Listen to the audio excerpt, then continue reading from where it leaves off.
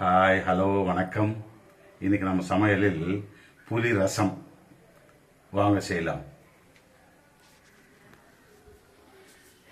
தக்காளி ரசம் எல்லாமே புளி ரசம், வெறும் புளி ரசம். இந்த மாதிரி கரைச்சி வச்சுக்கோங்க புளி. இது இந்த ரசத்துக்கு ஒரு சின்ன லெமன் சைஸ், இது இந்த அளவுக்கு புளி போட்டால் போதும். இந்த அளவு புளி நல்லா புளிப்பாக இருக்கும். இந்த புளி வெறும் புளி. இது இவ்வளோ தண்ணியாக கரைச்சி வச்சுக்கோங்க. இதெல்லாம் பிழிஞ்சு எடுத்துடலாம்.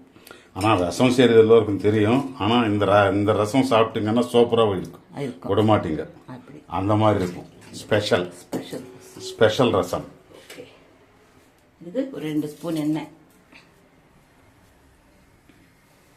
தாளிக்கிறதுக்கு 2 ஸ்பூன் எண்ணெய் போதும். கொஞ்சம் கடுகு, ஒரு சின்ன ஸ்பூன் கடுகு, கொஞ்சோண்டு ஜீரகம், ஒரு 3 மிளகாய், காஞ்ச மிளகாய், இந்த 3 போட்டிருக்கேன். கொஞ்சம் பூண்டு தட்டி அதில் போடணும். பார்த்தீங்களா, கட்டி பெருங்காயம் கொஞ்சோண்டு போட்டேன் போதும். அப்புறமா கருவேப்பிலை கொத்தமல்லி. இது வெறும் ரசம் நல்லா இருக்கும். தக்காளி ரசம் எல்லாமே வெறும் புளி கரைச்சி ரசம் வைக்கிறது. தக்காளி ரசம்ன்றது வேற டைப்பா இதே டைப்பா? இதே டைப்லாம் தக்காளி போடுறேன் இல்லையா, அது ஒரு டேஸ்ட்ல இருக்கும். தக்காளி ஒன்று கூட போடாம வெறும் புளி ரசம் இது. ஆனா இது சிலருக்கு ரொம்ப பிடிக்கும், நல்லா இருக்கும் அப்படின்ட்டு. இன்னொரு நாள் செய்யும்போது தக்காளி ரசம் செய்வோம். இதுக்கு போதும் எண்ணெய், 2 ஸ்பூன் எண்ணெய் போட்டிருக்கேன். நிறைய எண்ணெய்லாம் தேவையில்லை, போதும். இது ரசப்பொடி. ரசப்பொடின்னா வெறும் மிளகு சீரகம் தான். இதில் எந்த பருப்பும் அதெல்லாம் போட்டு பண்ணலை. வெறும் மிளகு சீரகம் தூள் பண்ணி வச்சிருக்கேன் ரசத்துக்காக. வேற எதுக்காவது போடலாமா? இல்லை வெறும் ரசத்துக்கு. வெறும் ரசத்துக்காக போடணும். ஆமாம். இந்த மாதிரி பூண்டு ப்ரௌன் கலருக்கு வரணும். மிளகாவும் நல்லா வறுத்துக்கலாம். பார்த்தீங்களா, ஜீரகம், கடுகு, இது 2 வெந்தயம் சும்மா வாசனை. பார்த்தீங்களா, அது நல்லா ஸ்மெல் வருது. இப்போ ஒரு 2 ஸ்மெல் வருது. இது இந்த ரசத்துக்கு ஏற்ப பவுடர். இது அந்த ரசத்துக்கு நான் 2 ஸ்பூன் போடுறேன். நல்லா ஸ்ட்ராங்காக இருக்கும் ரசம், சூப்பராக இருக்கும். இப்போ கருவேப்பிலை கொத்தமல்லி கூட இதுலேயே போட்டுக்கலாம். எல்லாம் கலந்து.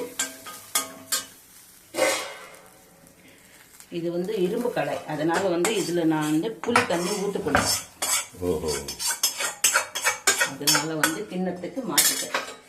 இது அலுமினியம் கடாய், சில்வர் கடாய் இருந்தால் அதுலேயே போட்டு கூட நம்ம இது பண்ணிக்கலாம். எல்லாமே மிக்ஸ் பண்ணணும். நல்லா தூள், இந்த மிளகு, கருவேப்பிலை, கொத்தமல்லி, இந்த தாளிச்சது எல்லாமே கொட்டி இப்படி. ஓகே, சால்ட் போட்டுங்களா? புளி ரசம் போடுறேன். இப்போ அதுக்கு தகுந்த போல கல்லுப்பு. கடைசியில் சால்ட் ஃபஸ்ட்டு கூட போட்டுக்கலாம், கடைசியிலையும் போட்டுக்கலாம்.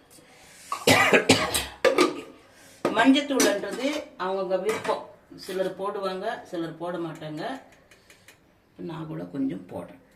போதும், கொஞ்சோண்டு போதும், நிறைய எல்லாம் போடக்கூடாது.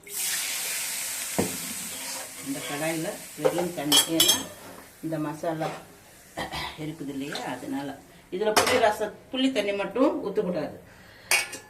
அதில் ஊற்றக்கூடாது, அந்த கடாயில். இந்த கடாயில் ஊற்றக்கூடாது. இது இரும்பு கடாய். ஆமாம். இரும்பு கடாயில் ஊற்றினோம்னா மற்றதெல்லாம் செஞ்சுக்கலாம். புளி ரசம், புளி குழம்பு அதெல்லாம் வைக்கக்கூடாது. இப்போ எவ்வளோ நேரம்? ஒரு 5 நிமிஷத்துல ரசம். ரொம்ப கொதிக்க வைக்கக்கூடாது ரசத்தை. பபுள்ஸா வரும்போதே நம்ம ஆஃப் பண்ணிடணும். பார்த்தீங்களா, ரசம் சுற்றி பபுள்ஸ் வருது. இந்த மாதிரி பபுள்ஸ் வரும்போது நம்ம இறக்கிடணும். நல்லா கொதிக்கக்கூடாது ரசம். ரசம் கொதிச்சா அந்த டேஸ்ட் இருக்காது எல்லாமே. அதனால இந்த மாதிரி பபுள்ஸ் சுத்தி வரும்போதே எடுத்துடணும். அதை ஆஃப் பண்ணிடணும். ஸ்டவ் ஆஃப் பண்ணிடணும். ஆமா, அந்த சூடே போதும். அதுவே போதும். பாத்தீங்க, உள்ள கொதிச்சதா மேல பபுள்ஸ் வரும். தண்ணி உள்ள கொதிக்குது. அப்போ நிறைய நேரம் கொதிக்க வச்சோம்னா அந்த டேஸ்ட் போயிடும். இப்போ இப்படி இறக்கிடணும். பாத்தீங்களா, இப்படி பபுள்ஸ் வரும்போது இறக்கி ஆஃப் பண்ணிடுங்க.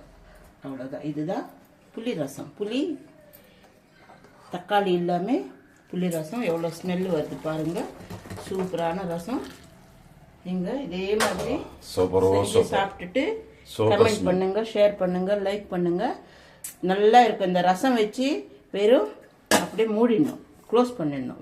ஏன்னா ஸ்மெல் எல்லாம் போயிடும். அதுக்காக தான். இதுதான் ரசம். இப்படியே நீங்கள் பார்த்து செய்யுங்க. ஸ்கிப் பண்ணாமல் பார்த்துட்டு செஞ்சு ஷேர் பண்ணுங்க, லைக் பண்ணுங்க, சப்ஸ்கிரைப் பண்ணுங்க. ஓகே.